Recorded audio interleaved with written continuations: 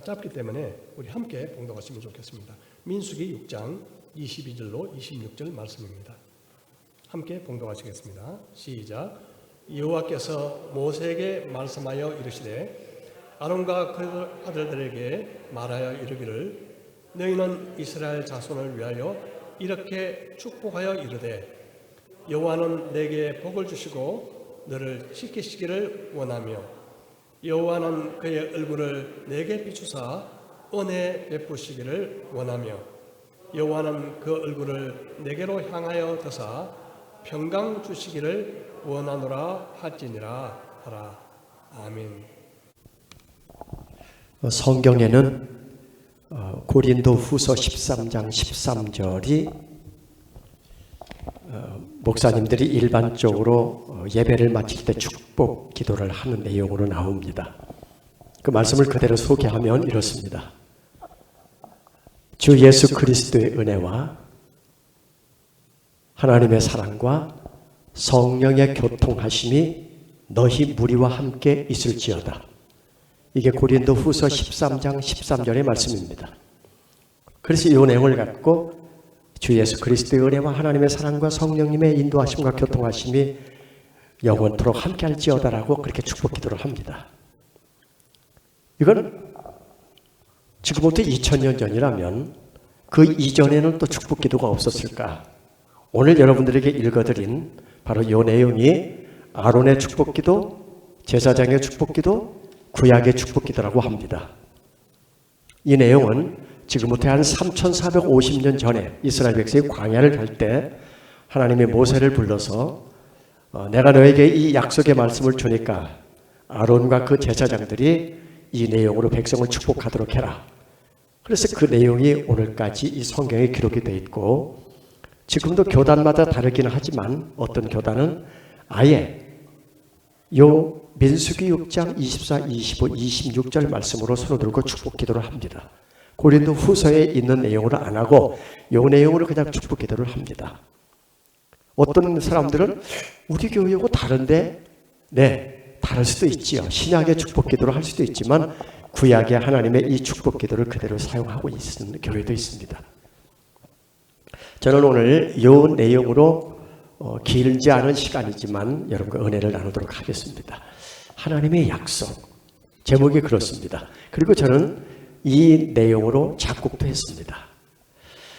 오늘 제가 여러분과 처음으로 함께 나눌 곡이 바로 그 곡입니다. 오늘 본문에서 보았던 그 내용이 그대로 앞부분의 도입부에 가사가 나옵니다. 혹시 여기까지 이 곡이 왔는지는 모르겠지만 그냥 아는 대로 그 내용이 나오니까 불러보시기 바랍니다.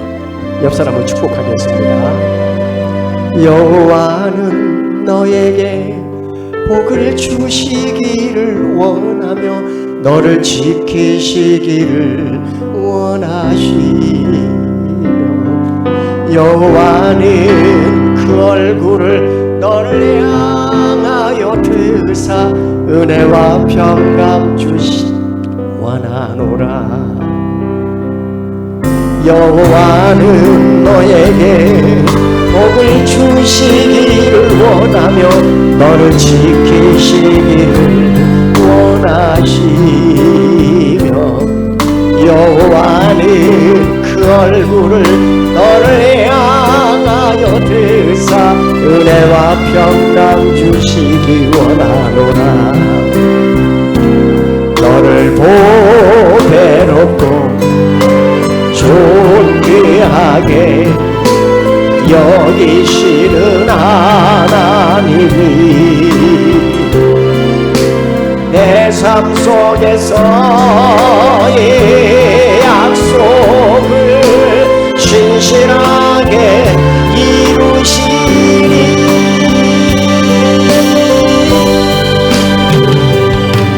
땅에 기름진 것으로 하늘에 신령한 것으로 너를 복주시고 지키신 하나님이 너의 영혼 잘 되도록 은혜 베푸시며 평강으로 인도하시니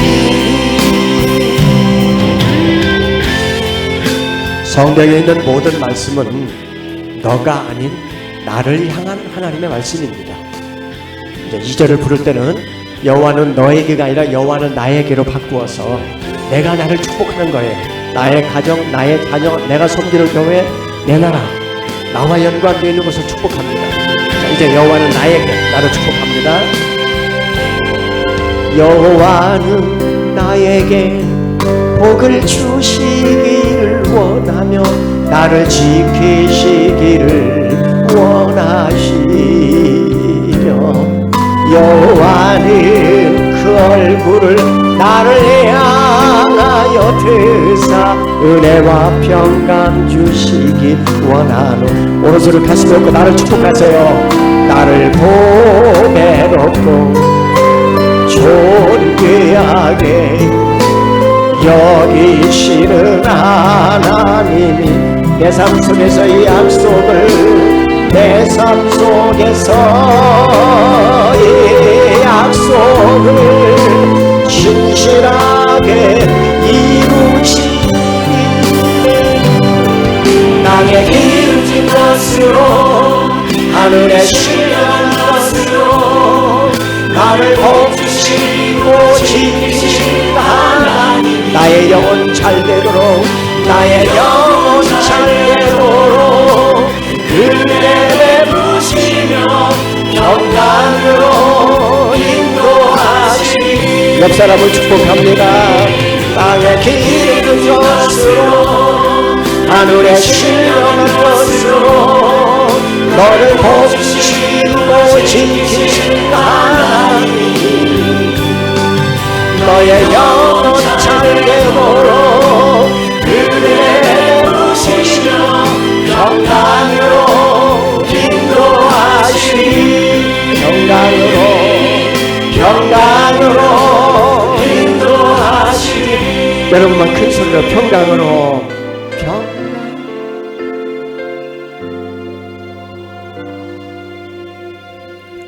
나를 향해서 옆 사람을 향해서 축복합니다. 축복합니다. 아멘.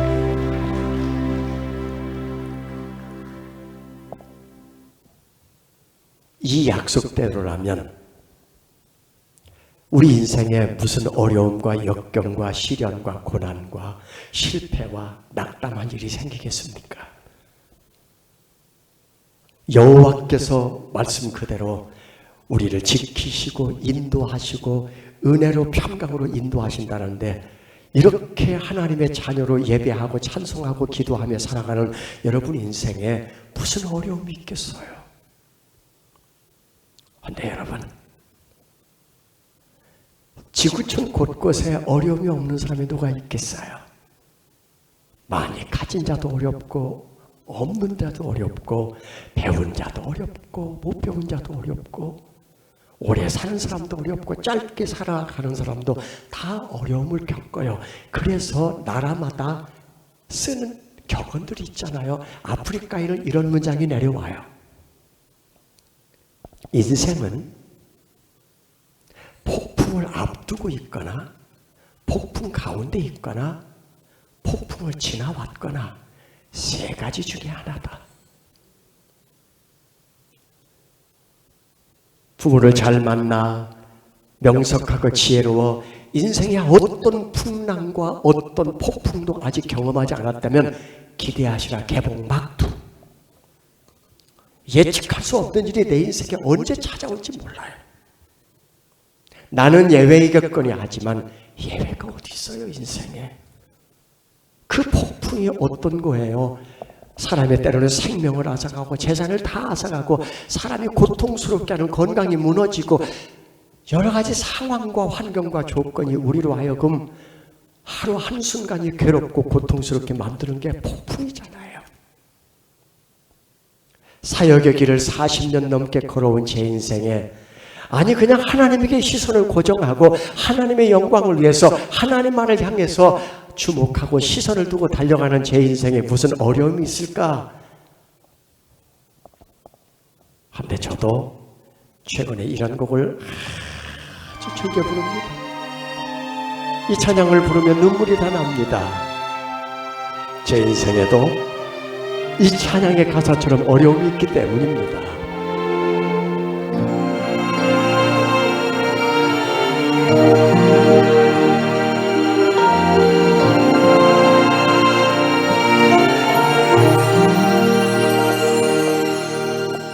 사방이 가로막혀 절망하나요.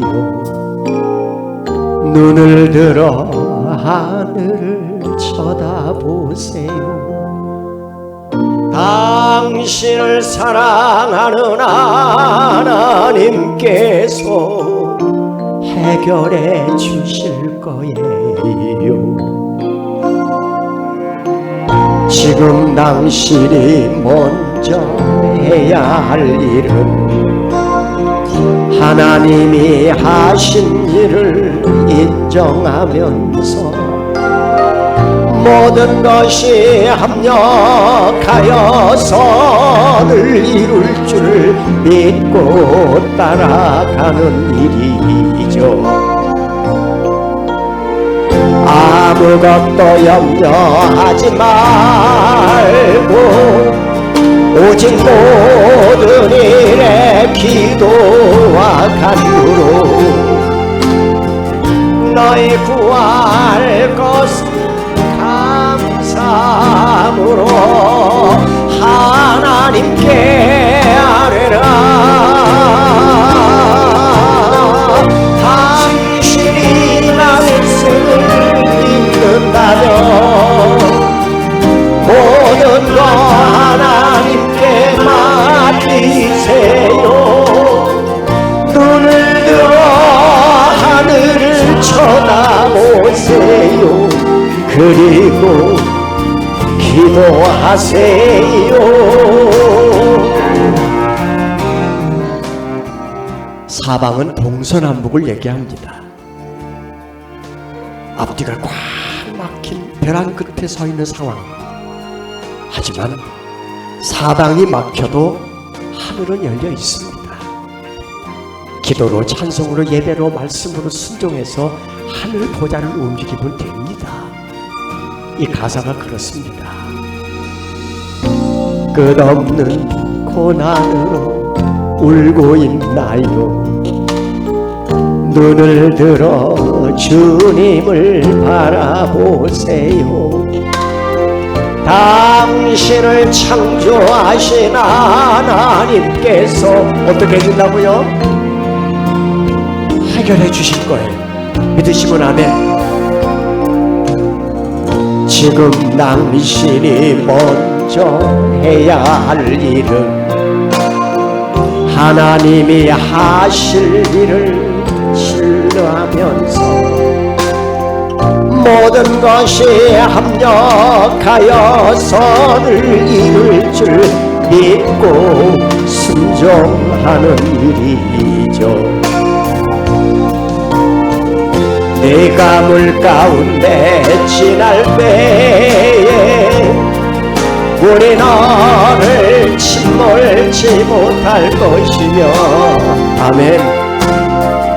내가 불 가운데로 행할 때에도 타지 아니하리라. 하나님의 이 약속을 믿는다면 모든 것 주님께 맡기세요.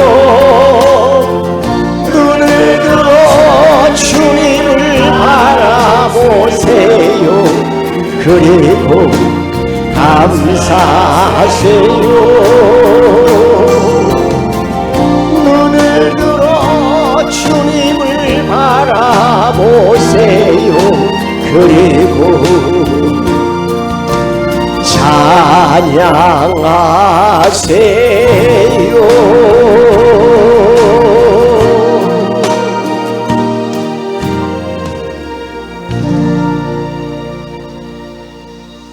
지금 이 찬양 안에는 세 구절의 성경 말씀이 나옵니다. 빌립보서 4장 6절에 나와 있는 말씀, 아무것도 염려하지 말고, 이 염려하지 말라는 이 말은 명령형입니다. 청유형으로 하지 않았으면 좋겠다가 아니라 하지 말라. 하나님이 이런 명령을 할 때는 그 뒤에 어떤 장치가 있기 때문 아니겠습니까? 그게 하나님의 약속입니다. 뿐만 아닙니다. 이사야 43장 2절은 이렇게 시작이 됩니다. 네가 물 가운데로 지날 때 내가 함께할 것이라. 어떻게 나와 함께하는지에 대한 앞구절의 1절에서 이렇게 문장을 끝냅니다. 내가 너를 구속하였고 내가 너를 지명하여 불렀나니 너는 내 것이야. 그러니 네가 어디로 가든 내가 너와 함께할 것이야. 그리고 문장이 이어집니다. 네가 물 가운데에 지날 때 함께 하는데 네가 강을 건널 때 물이 너를 침몰치 못할 것이며 네가 불 가운데를 행할 때 타지도 아니할 것이요 불꽃이 너를 사르지 못하도록 내가 너를 그 위험스러운 상황에서 지켜주시고 보호해주시고 건전해 주시겠다는 약속입니다. 그리고 한 구절 더 로마서 8장 28절에 우리에게 이렇게 말씀하시죠. 모든 일에 우리 안에서 하나님께서 하시는 일이 등장합니다. 모든 것이 합력하여 선을 이룬다라고 말합니다. 이 모든 것이 뭘까요? 잘 될 때나 안 될 때나 병들었을 때나 건강할 때나 잃었을 때나 다 얻었을 때나 우리의 모든 상황 속에서 하나님은 어떻게 일하시고 영광을 받으시는지에 대한 문장입니다. 얼마나 많은 사람들이 그동안 인생을 살아오면서 주님에게 집중하고 살아왔는지 모릅니다. 그런데 그런 분들도 어떤 상황이 되면 부르는 곡이 있습니다. 우리가 자주 부르는 곡 중에 주만 바라볼지라도 그 중에 하나입니다. 이 곡이 얼마나 힘들고 어려웠을 때 우리가 즐겨 부르며 위로받았는지 모르는 곡입니다. 한번 같이 불러볼까요? 하나님의 사랑을 사모하는 자, 하나님은 그들에게 어떤 일을 하시는지. 하나님의 사랑을 사모하는 자, 하나님의 평안을 바라보는 자, 너의 모든 것 창조하신 우리 주님이 너를 얼마나 사랑하시는지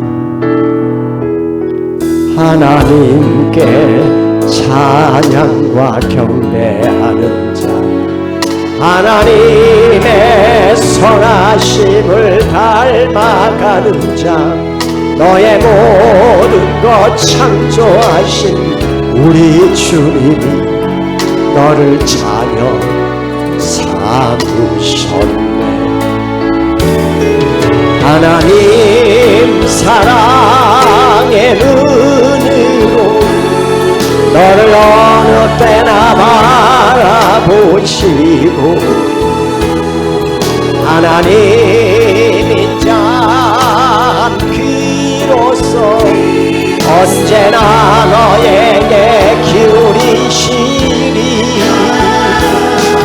어둠에 밝은 빛을 비춰주시고 너의 작은 신음에도 응답하시니 너는 어느 곳에 있든지 주를 향하고 주만 바라볼지라.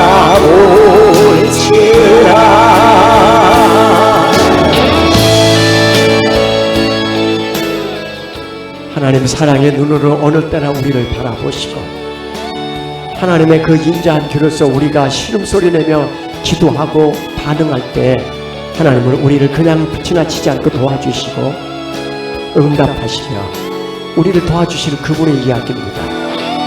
다시 한번 하나님 사랑의 눈으로 불러볼까요? 하나님 사랑의 눈, 나를 어느 때나 바라보시니 하나님 인자한 귀로서 하나님 인자한 귀 언제나 나에게 기울이시니 어둠의 밝은 빛을 나의 작은 신음에도 나의 작은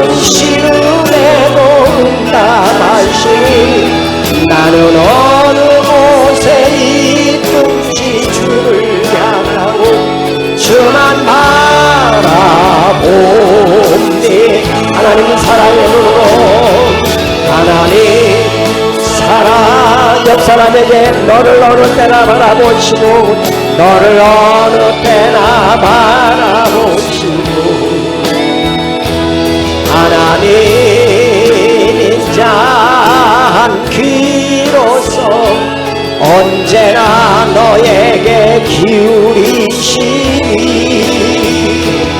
어두움에 밝은 빛을 비춰주시고 너의 작은 시름에도 응답하시니 너는 어느 곳에 있든지 주를 향하고 주만 바라볼지라.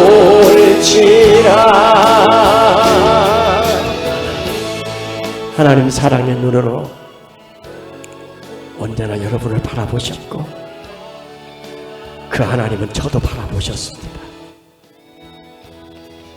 그 하나님은 여러분을 도와주셨고 저도 도와주셨습니다. 그 하나님은 앞으로 여러분을 인도하시고 여러분의 삶 속에서 일하시고 영광을 받으실 것이고 제 인생에도 그 일을 하실 것입니다.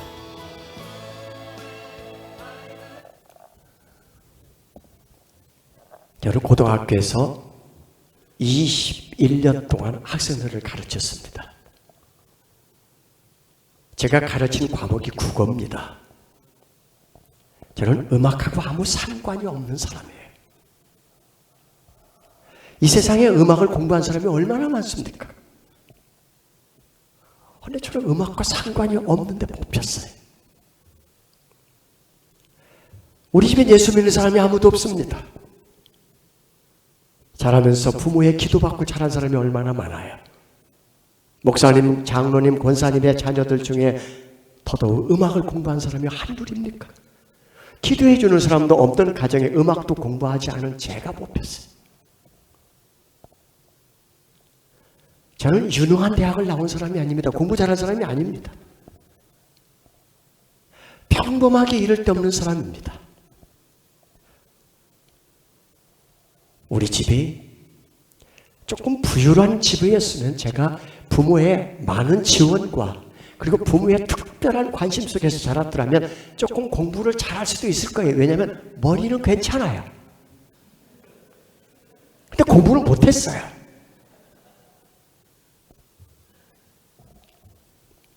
아버지가 저를 51살에 어머니가 43살에 낳아주셨어요. 누님하고 저하고 나이 차이가 25년이에요. 제가 태어났을 때 누님 두 분이 시집가서 이미 제 조카들이 셋이나 태어나서 조카랑 저랑 그냥 같이 섞여 살던 시대예요. 엄마 젖을 먹어도 되고 누나 젖을 먹어도 되는 세상에 태어났어요. 제 집사람은 부산 사람입니다. 부산에서 초등학교, 중학교, 고등학교 다 졸업하고 서울로 대학을 가면서 다 집안 식구들이 이사를 갔어요. 서울에 살았어요. 하지만 역시 부산에서 다 자랐기 때문에 부산을 되게 좋아합니다. 저는 처갓집에 또 식구들이 부산에 많이 살아요. 그러니까 부산이 좋습니다. 그러니 이 코로나 시국에도 저도 예방접종을 다 했으니까 여기 와도 됩니다. 그런데 서울이 지금 난리도 아닙니다. 근데도 오늘 이 경성대학교 교회에 와서 예배할 수 있으면 얼마나 감사한지 몰라요.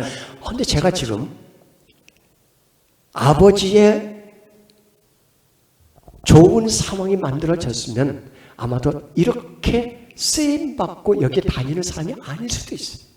왜냐하면 제가 이런 음악적인 재능이 하나님께서 주신 것이라면 만약에 집안이 부유했더라면 제가 막 이 재능 갖고 가요계로 갔거나 다른 분야에 가서 엄청난 부를 누리는 특별한 사람이 될 수도 있어요. 왜냐하면 제가 한국에서 가장 많은 가스펠 송을 작곡을 했습니다. 가장 많은 곡이 알려져 있어요.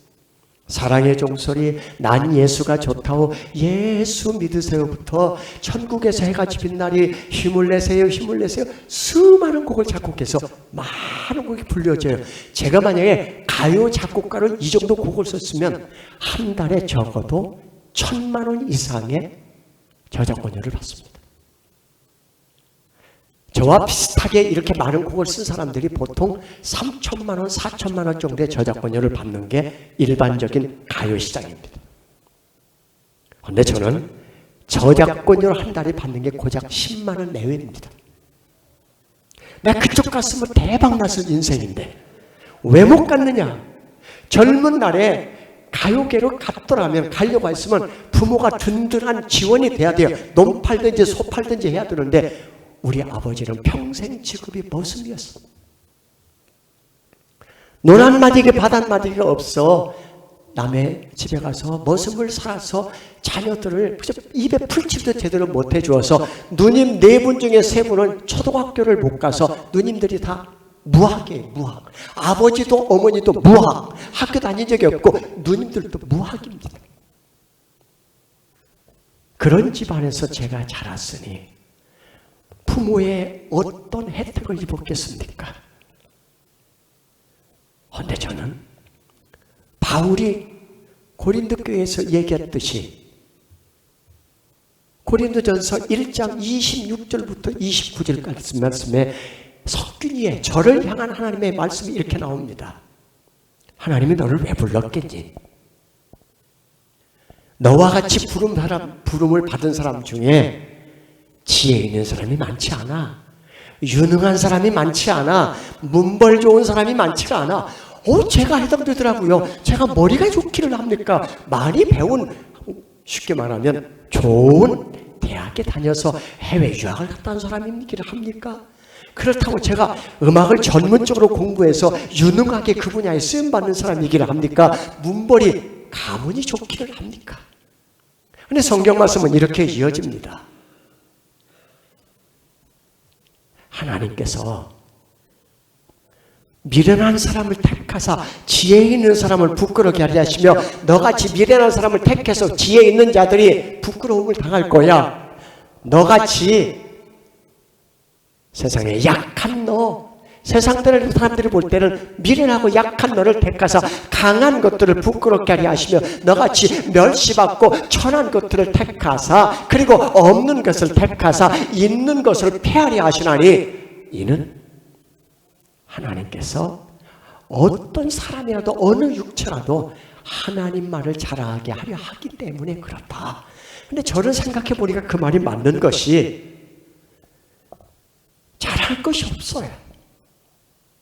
그러다 보니까 제가 선택받아 하나님에게 세워져서 40여 년 동안 지금까지 10,000번의 집회를 넘게 할 만큼 낮에는 학생들을 가르치고 저녁에 집회하고 그래서 잠 4시간 5시간 자면서 이것이 하나님의 은혜임을 얼마나 많은 곳에 가서 세계 만방에 가서 복음을 전하며 하나님을 자랑하고 다녔는지 이러라고 제가 선택을 받았으니 얼마나 큰 은혜입니까?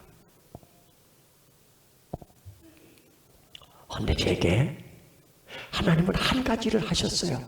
한 번도 아프지 않게, 한 번도 응급실에 실려가지 않게, 한 번도 병원 가서 수술대에 오르지 않게, 하다못해 교통사고가 나서 동네 병원에도 한번 입원하지 않게 그렇게 70여 년을 인도해 오셨어요. 저는 그것이 간증이었어요. 하나님이 일하다 보니까 모든 일정 집회가 많을 때는 1년에 400회씩 집회를 했어요. 이 교회는 아무 반응이 없는 게 특징입니다. 아무 반응이 없어. 그냥 그래서 그렇게 많은 교회에 다닐 때도 불구하고 한 번도 아프지 않게 무슨 상황도 만나지 않게 꼬박꼬박 그 모든 일정에 다 가서 하나님의 이름을 자랑하고 찬양하게 만드셨단 말입니다. 그런데 그걸 간증하고 다니다 보니까 제가 만든 수많은 찬양의 그 내용들이 상대방에게 전달될 때 제 안에 그런 공감대 형성이 안 됐는데 드디어 하나님께서 제 인생에 일을 하셨습니다. 금년 1월 6일 날 저는 서울에 있는 강남 세브란스 병원에서 암 선고를 받습니다. 저는 지금 암 수술을 마친 암 환자입니다. 평생을 건강하게 살아왔는데 어느 날 암이 제 안에서 또 한 번의 새로운 인생을 살도록 제 인생을 바꾸어 놓는 계기가 된 거예요. 거기다가 저는 올해 도덕적으로 윤리적으로도 하나님 앞에 정말 전심을 다해서 정직하고 진실하게 살아오려고 몸부림치며 여기까지 왔는데 금년 3월에 소동이 났습니다. 다시 말하면 제가 제 이름에 엄청난 명예의 수치스러움을 당하는 일이 생겼습니다. 그건 바로 30년 전에 만난 한 장애인, 언어도 장애가 있고 몸도 장애가 너무 심한 뇌성마비 중증 장애인, 바로 그 한 15세에 15살 먹은 한 소녀 장애인을 알게 됐고 계속 편지로 주고받고 20년, 올해까지 30년째 교제를 했는데 그분이 손편지를 써내본 그 편지 안에 시가 들어있었어요. 학교도 다닌 적이 없는데 시를 써요. 그 시에다 제가 곡을 붙여줘서 시가 너무 아름다워서 그 곡을 붙여줬는데 2021년 3월에 소동이 난 것이 누구 허락받고 시에다가 곡을 붙였냐? 아니 이거 20년 전 30년 전에 곡을 붙여주면 가문의 영광이지. 아니 그 한 장애인의 그 시, 그냥 누구도 패스했던 그 시를 하나님은 제 눈에 띄게 해서 그 시에다가 아름다운 선율로 곡을 붙여서 제 음반에 담아서 세상 사람들이 부르는 노래를 만들어 주었는데 누구 마음대로 당신이 그 곡에다가 누구 동의를 받고 곡을 붙였냐? 왜 그걸로 음반에 담았냐? 그리고 제가 그 아름다운 자매의 살아가는 이야기를 간증을 하면서 그 찬양을 불러줬는데 그분이 쓴 시에다 붙인 곡을 불러줬는데 왜 내 사생활을 가서 공개했냐? 인권 침해다. 세상 많이 변했습니다. 그렇게 해서 공격해 들어오기 시작하는데 그 페이스북에 그분의 그 말 한마디에 한 무리가 지어서 그 무리들은 목사, 장로, 권사 등 그 무리들이 저를 사기꾼, 무슨 언어 시를 도용하고 이거 입에 다 담을 수 없는 댓글들을 달으면서 공격해 오기 시작하고 이걸 인권 민변에다가 통보를 해서 인권으로 저작권 단체에 통보해서 소송으로까지 막 가게 되는 거예요. 막 신문에 언론에 난리가 났습니다. 세상에 하나님은 저를 광야로 불러가서 이름까지 수치스럽게 할 분들은 홀라당 저를 다 벗겨놓고 완전히 벌겨놓게 놓은 채로 서 있게 했습니다. 너무 힘들었어요. 세상이 이렇게 무섭습니다. 세상이 이렇게 우리를 공격해 들어오고 세상은 이렇게 아름답지 못해요. 그때 제가 확실하게 한 가지를 깨달았습니다. 이건 내가 해결할 문제가 아니다. 이 일에는 너는 가만히 있어. 홍해 앞에 서 있는 이스라엘 백성에게 모세에게 담겨주는 말은 너는 가만히 있어. 내가 무슨 일을 하는지 너는 지켜보면 돼. 가만히 있어. 홍해 앞과 같은 네가 헤쳐나갈 수 없는, 뚫고 나갈 수 없는 장애물이 앞에 있을 때 나대지 말고 가만히 있어. 세상 방법으로 해결하려고 하지 말고 너는 가만히 있어. 내가 어떻게 홍해를 가르는지, 내가 어떻게 여리고성을 무너뜨리는지, 내가 어떻게 그 장애물을 제거하는지 가만히 있어. 억울한 일을 당할 때, 이해할 수 없는 상황을 만날 때 우리 앞에 놓여있는 문제 앞에서 어떻게든 해보려고 몸부림치고 그것을 해결해 보려고 사람을 동원하고 지혜를 짜봐도 하나님은 그저 우리에게 들려주는 말은 가만히 있어. 내가 해결해 줄게. 앞이 안 보입니다. 아무 한 자에게 육체적으로 고통스러운 상황에 정신적인 상황이 올 때 하나님은 제게 이 찬양을 부르게 합니다.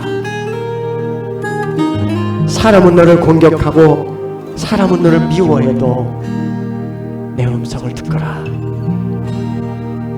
내가 너를 얼마나 사랑하는지 너는 아느냐. 내가 너를 얼마나 좋아하는지 너는 아느냐. 내가 너를 얼마나 기다렸는지 너는 아느냐? 너는 아느냐? 너는 아느냐? 내가 너를 얼마나 사랑하는지 너는 아느냐? 내가 너를 얼마나 좋아하는지 너는 아느냐? 내가 너를 얼마나 기다렸는지 너는 아느냐? 너는 아느냐? 너는 아느냐? 내가 널 살리려 나의 생명을 주었고 내가 너의 수치를 씻으려 나의 평강을 버린 것을 너는 아느냐? 나의 은혜를 얼마나 알며 내 사랑의 노래를 너는 아느냐?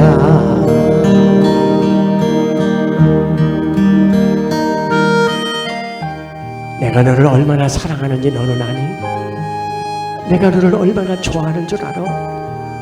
너 하나를 살리기 위해서 나는 십자가에서 그렇게 고통스럽게 억울하게 죽었다. 너의 억울함을 내가 안다. 내가 너를 사랑한다. 이 우리에게 주시는 주님의 음성이에요. 내가 너를 살리려 나의 생명을 주었고 내가 너의 수치를 씻으려 나의 생명을 준 것이 너는 아느냐? 나의 은혜를 얼마나 알며 내 사랑의 노래를 너는 아는. 우리 한번 몰라도 같이 불러볼까요? 내가 너를 살리려 내가 너를 살리려 나의 생명을 주었고 내가 너의 수치를 씻으려 나의 생명을 준 것을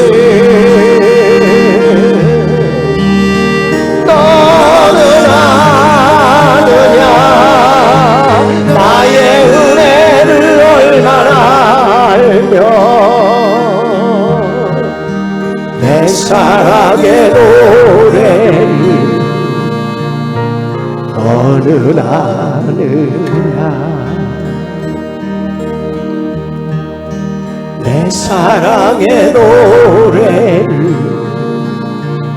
너는 아느냐?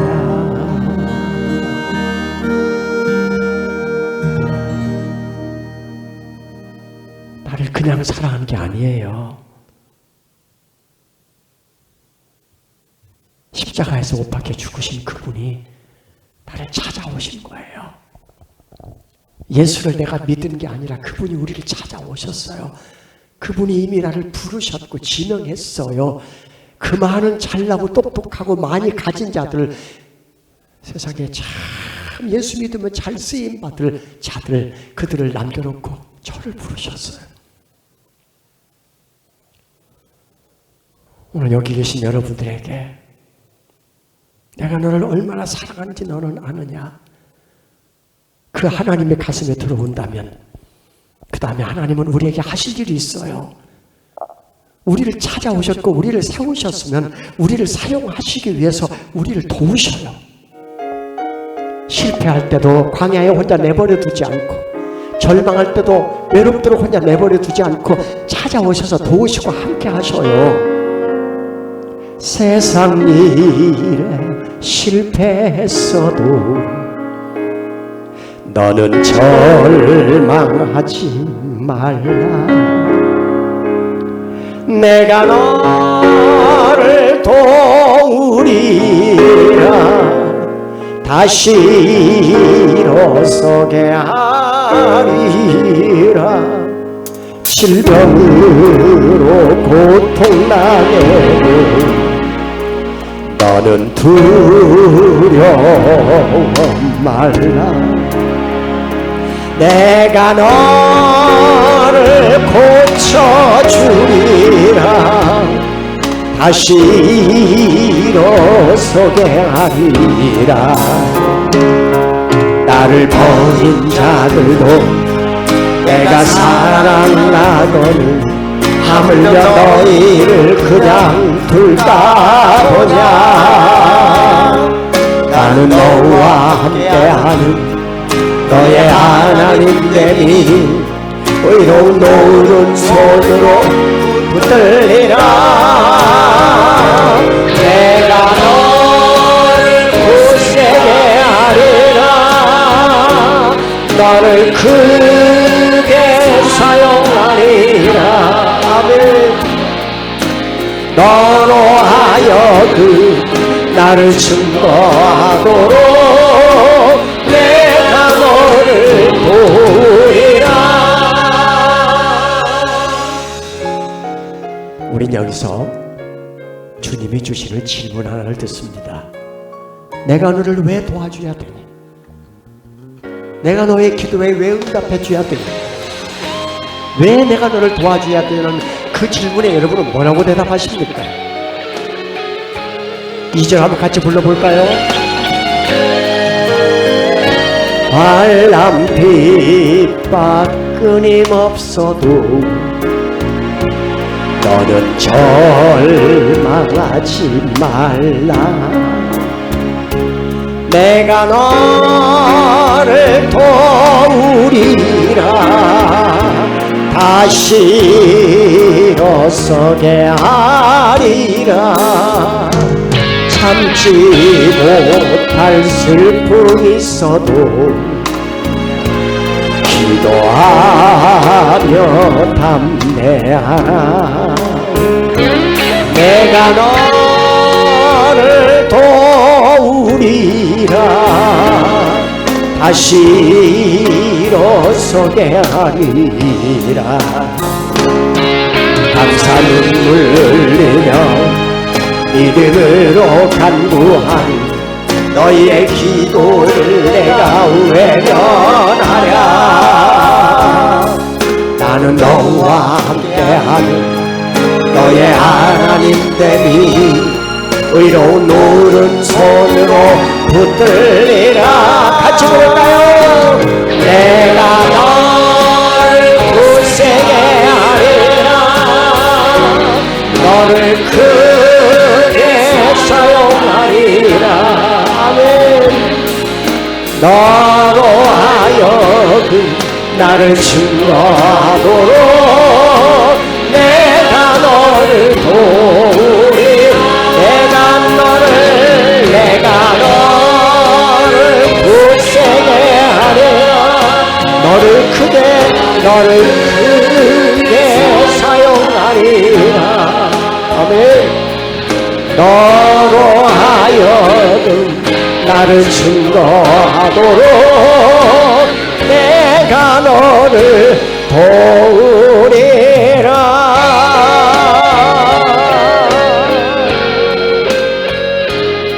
지금까지 하나님의 도움을 받으셨고 앞으로도 하나님의 도와줄 거라고 믿으시는 분만 하나님께 영광의 박수 올려드립니다. 할렐루야.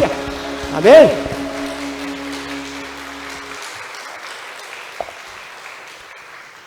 따라서 하십시오. 하나님이 써내려가는 이야기는 항상 끝이 좋다. 평생을 장애인으로 살아도 내 발로 걸어다니지 못하고 누군가 도움을 받고 평생을 장애인으로 살다가 70년을 살다 간다고 하더라도 남들이 볼 때는 불쌍해 보이고 남들이 볼 때는 참 인생 고달프게 살았겠다라고 여길지라도 그가 하나님 손에 붙잡혀서 하나님 손에 인도되어서 하나님 손에 이끌려서 평생을 살다 갔다면 그 끝은 아름답습니다. 좋습니다. 그가 당도한 곳은 천국이고 거기 가면 장애 없이 온전한 몸으로 살 것이기 때문입니다. 평생을 가난하게 살았어도 하나님 손에 이끌려 인도되어서 하나님 손에 붙잡혀 갔다면 하나님이 써내려가는 이야기의 주인공이었다면 가난이 무슨 문제가 되겠습니까? 그 끝나는 지점은 천국이고 그는 그곳에 가서 해같이 빛날 것입니다. 평생 무지하게 살고 배운 것 없이 살고 무시당하고 살았을지라도 하나님 손 붙잡혀서 그분에게 인도되어서 간 아름다운 이야기의 주인공이라면 그 끝은 아름답고 좋습니다. 하나님이 써내려가는 이야기의 끝은 항상 반전이 있습니다. 성경의 인물 중에 반전의 이야기를 써내려간 이야기가 성경에 얼마나 자주 설교에 등장합니까?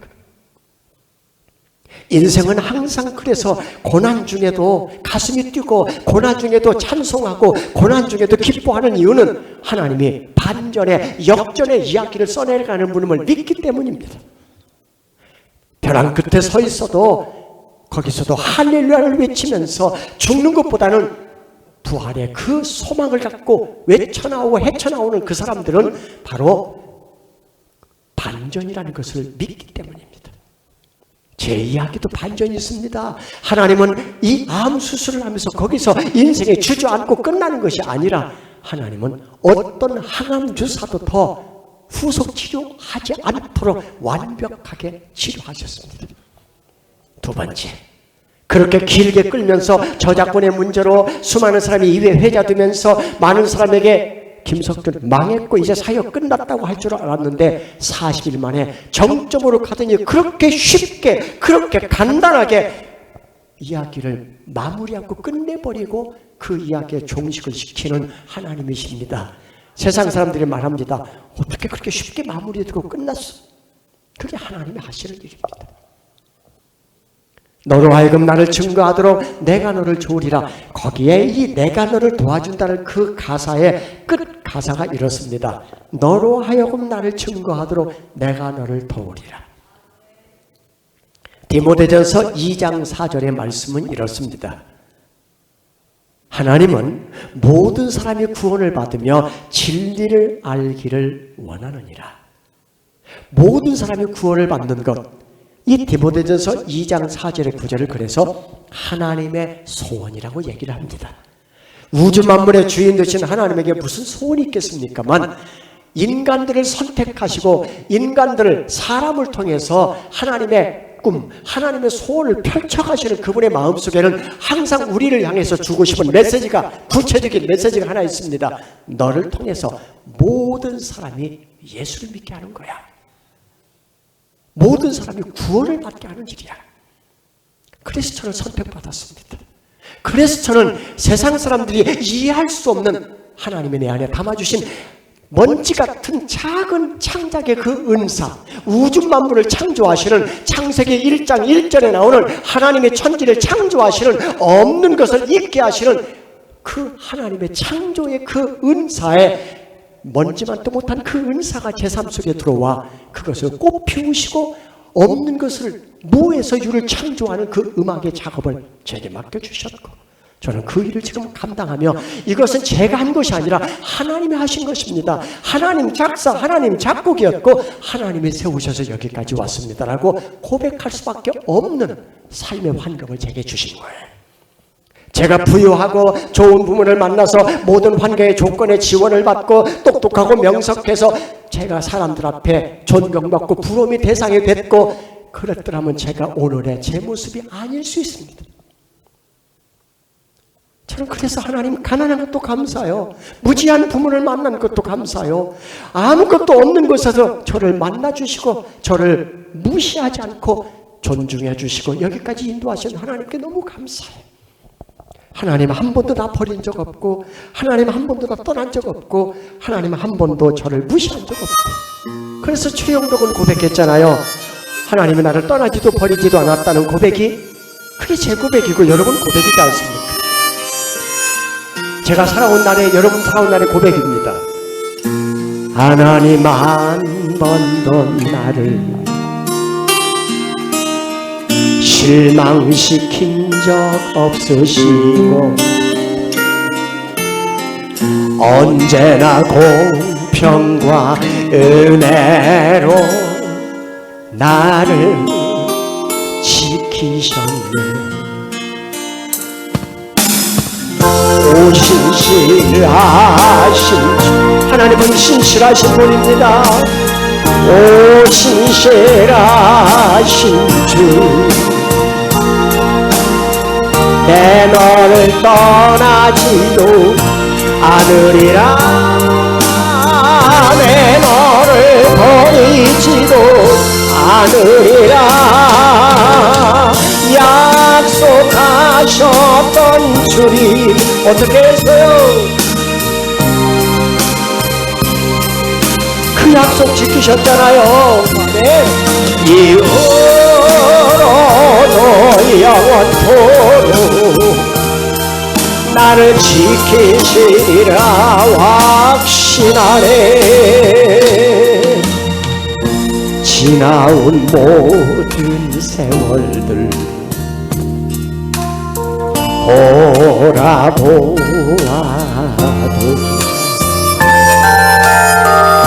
그 어느 것 하나 주의 손길 안 미친 것 전혀 오 신실하신 주, 오 신실하신 주, 오 신실하신 주, 오 신실하신 주,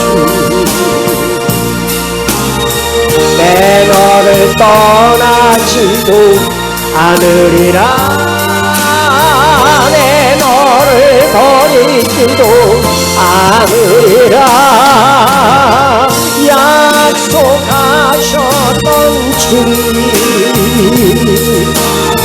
그 약속을 지키사 이후로도 영원토록 나를 지키시리라 확신하네. 그렇게 믿습니까? 이후로도 영원토록 나를 지켜줄 줄 믿는다. 시편에는 새 노래라는 단어가 여러 차례 등장합니다. 새 노래, 새로 만들어진 노래일 수도 있습니다만 새 노래에는 이런 의미가 담겨져 있습니다. 제가 고난중에 있을 때 그 한 석 달여 기간을 제 삶 속을 관통하며 뚫고 나가는 하나의 노래가 있었습니다. 그 생각만 하면 이 노래가 가슴에서 울려 퍼지고 그래서 눈물이 솟구치면서 이겨내고 견뎌냈습니다. 그 내 삶을 뚫고 나가면서 불렀던 그 노래가 새 노래입니다. 힘들고 어려울 때 아니면 문제가 있을 때 아니면 벼랑 끝에 서 있을 때 그때 거기서 포기하는 것이 아니라 한국의 찬송곡이 내 삶을 그것을 견뎌내고 버텨내고 이겨내고 싸워내고 신앙을 지켜내게 만들어주는 바로 그 곡 새 노래. 그 노래가 제게 있었습니다. 제가 이 곡을 오래전에 작곡했습니다. 그리고 이 곡을 부를 때마다 많은 사람이 눈물을 흘렸습니다. 그분이 너무 힘들었기 때문에요. 그분이 이 노래가 새 노래였기 때문에요. 그런데 요 근래는 제가 이 노래를 부르면서 자주 웁니다. 제가 쓴 곡이지만 제 삶을 지금 관통하고 있는 찬양이기 때문입니다.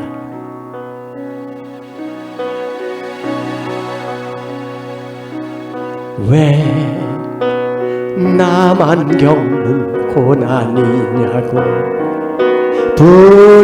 불평하지 마세요. 고난의 뒤편에 있는 주님이 주신 축복 미리 보면서 감사하세요. 너무 견디기 힘든 지금 이 순간에도 주님이 일하고 계시잖아요. 남들은 지쳐 앉아 있을지라도 당신만은 일어서세요. 힘을 내세요. 힘을 내세요. 주님이 손잡고 계시잖아요. 주님이 나와 함께함을 믿는다면 어떤 역경도 이길 수 있잖아요. 지금 옆에 있는 분이 아무 일도 없는 것 같지만 그분도 아파요. 육체적인 질병으로 아프든 환경의 어려움으로 아프든 자식 때문에 힘들든 아니면 뭔가 아픈 일들이 다 문제들이 있어요. 이분들에게 이 곡이 위로가 됐으면 좋겠어요. 왜 이런 슬픔 찾아왔는지 원망하지 마세요. 당신이 잃은 것보다 주님께 받은 은혜 더욱 많은 은혜 감사하세요. 너무 견디기 힘든 지금 이 순간에도 주님이 일하고 계시잖아요. 남들은 지쳐 앉아 있을지라도 여러분만은 일어서세요. 같이 할까요? 힘을 내세요. 힘을 내세요. 주님이 손잡고 계시잖아요. 주님이 나와 함께함을 믿는다면 어떤 고난도 견딜 수 있잖아요. 힘을 내세요. 힘을 내세요. 주님이 손잡고 계시잖아요. 주님이 나와 함께함을 믿는다면 어떤 고난도 견딜 수 있잖아요. 어떤 고난도 견딜 수 있잖아요. 힘내라고 박수 쳐주세요.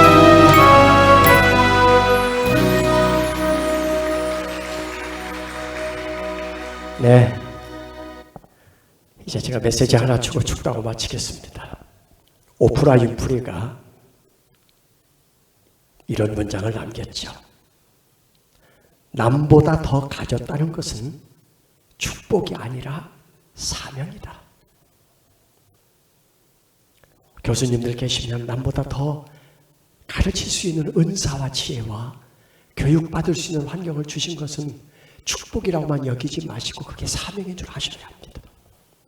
돈을 많이 가진 부유한 삶이 하나님이 내게 주어진 축복이라면 그것을 축복에서 그치지 말고 사명으로 하셔야 합니다. 하나님은 우리의 필요를 채워주시되 우리의 욕심까지 채워주시지는 않습니다. 우리 늘 기도가 우리의 필요를 달라는 겁니다. 건강을 주십시오. 뭘 요구사항이 많습니다. 하지만 하나님에게 쓰지도 않을 건강을 왜 달라고 그러고 하나님에게 쓰지도 않을 돈을 왜 달라고 그러고 하나님에게 쓰지도 않을 지혜와 능력을 왜 달라고 하십니까? 다윗은 시편 139편에서 고백합니다. 하나님은 나의 앉고 일어섬도 아시며 하나님은 내 생각을 통촉하신다. 멀리서도 꿰뚫어 보신다. 내 행위를 익히 다 아신다라고 다윗은 고백합니다. 내가 누군지를 너무나 잘 아시는 분이 하나님이세요. 아무에게도 사람에겐 속일 수 있지만 하나님을 속일 수가 없어요. 오늘 우리를 예수 믿게 한 것도 하나님의 은혜지만 이런 귀한 교회에 등록해서 이곳에서 하나님의 일을 하게 쓰임받게 하는 것은 더 큰 은혜입니다. 확실한 것은 저보다 여러분께서 좋은 부모를 만났든지 부모로부터 일찍부터 기도받고 자랐든지 아니면 좋은 환경에서 명석한 두뇌를 가지고 살았든지 저보다는 더 좋은 여건과 환경을 가진 분들이 여기 계십니다. 저를 불러다 이렇게 사용하시는 하나님이 제 인생에서 포기할 게 너무 많았습니다. 그분 앞에 나 즐기고 싶은 거 못 즐기고 살았고 하고 싶은 일 못 하고 살았고 가고 싶은 거 못 가고 살았고 40여 년 동안 자녀들에게서 아빠는 왜 그렇게 인생을 사셨어요? 아내에게서부터 당신 이러려고 나를 만난 거야. 아무도 칭찬해주고 아무도 저를 귀하다고 여겨주지 않지만 가족들 자체도 인생은 그렇게 살다 가는 게 아니야. 꼭 예수를 그렇게 믿어야 되냐고 말할지 모르지만 저는 하나님에게 부름받은 것 자체가 나 같은 사람을 쓰임받게 하시는 하나님이 세워서 사용하시는 하나님의 은혜가 너무 커서 시간도 건강도 재물도 주어지는 모든 환경을 여기다 쓸 수밖에 없었어요. 선택받은 하나님의 은혜 때문에. 그래서 제 인생이 아닌 하나님의 인도하심 속에 여기까지 살아왔어요. 그러다 보니까 제게 주어진 저를 홀딱 벗겨놓고 야 너가 이런 사람이잖아 이렇게 저를 수치스럽게 해도 내 주님이 아시지. 너희들은 나를 몰라. 내가 왜 그 장애인에 뭘 얻어먹을 게 있고 뭘 갈취할 게 있어서 내가 그 아이에게 무슨 나쁜 짓을 했겠니? 하나님은 아시지요. 맞습니다, 여러분. 잘 살다 갑시다. 이 땅에서는 모든 상황이 환경이 다 반전이 일어나지만 하나님 앞에 가서 반전은 일어나면 안 됩니다. 하나님 앞에 갔는데 너 뭐 하다 왔니? 반전입니다. 내가 너를 모른다? 반전입니다. 너는 네 일하다 왔잖아. 반전입니다. 그래서 구원이라는 책을 쓴 존 비비어 목사님이 그 구원이라는 책 안에 제 가슴속에 아주 기억되게 남게 한 문장 하나를 남겨놨습니다. 하나님의 심판대 앞에 서는 날 불신자보다도 그리스도인이 더 큰 충격을 받을 것이다. 그게 반전의 이야기입니다. 저는 여기 계신 분들이 이 세상의 어려움과 역경과 시련은 다 반전이 있지만 그 모든 상황을 견디고 이기고 참아내고 지켜내서 하나님 앞에 와서 착하고 충성된 종이라고 칭찬 듣고 각종 면류관을 받아서는 축복의 사람이 되기를 기도합니다. 그렇습니다. 민수기 6장 24절 26절까지는 하나님의 약속의 말씀입니다. 땅에 기름진 것 하늘에 신령한 것으로 여러분에게 맡겨주시겠답니다. 확실한 것은 맡겨주시고 축복해 주신 이후에 하나님은 반드시 1달란트, 2달란트, 5달란트 비유처럼 반드시 계수할 것입니다. 그날에 너는 왜 내가 너에게 준 그 소중한 것을 다 묻어두고 살았니? 왜 그걸 사용하지 않았으라고 악하고 게으른 종이라고 책망 듣지 않기를 바랍니다. 마음껏 누려쓰십시오. 마음껏 하나님이 주시는 것을 다 사용하십시오. 어디로? 나의 욕심, 나의 자랑거리를 만들기 위해서 사용하지 마시고 하나님이 기뻐하고 하나님이 자랑이 되어진 일, 생명을 살리는 일에 마음껏 쓰다가 주님 앞에 가서 착하고 충성된 종으로 칭찬 듣고 면류관을 받아 쓰는 축복의 사람들이 되기를 축원합니다. 기도하십시다. 하나님, 미련하고 모자라고 부족하고 형편없는 숨 쉬면서 하는 일이라고는 죄 지은 것밖에 없는 사람을 하나님이 선택하셔서 씻어내시고 포기케 하시고 그리고 못한 것을 다듬으시고 미련한 것을 지혜로 바꾸시고 없는 것을 있게 하셔서 사용하신 하나님 너무 감사합니다. 이제 남은 생에 하나님을 감동시키는 삶을 살며 맡겨진 일에 충성하고 그리고 하나님이 귀한 이 맡겨진 일에 아름답게 쓰임받고 천국 가서 해같이 빛나게 하옵소서. 목사님을 통해서 일하시고 이 교회를 통해서 일하시고 우리의 모든 가정과 우리의 모든 환경과 조건을 통해서 오늘까지 일하시고 영광을 받으신 하나님을 찬양합니다.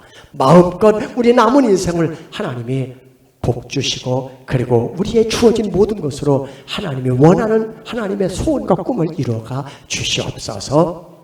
이제는 우리 구주 예수 그리스도의 은혜와 하나님 아버지의 만극하신 사랑과 성령의 교통하시고 인도하시고 역사하시고 축복하시고 위로하시고 교제하심이 하나님의 약속이 우리 삶 속에 이루어졌을 때 그 약속의 말씀과 약속의 모든 환경의 조건들을 하나님의 영광을 위해 마음껏 쓰겠다고 작정하고 돌아가는 모든 머리 숙인 믿음의 사람들 위해 이제로부터 영원토록 함께 하시기를 간절히 축원하옵나이다. 아멘.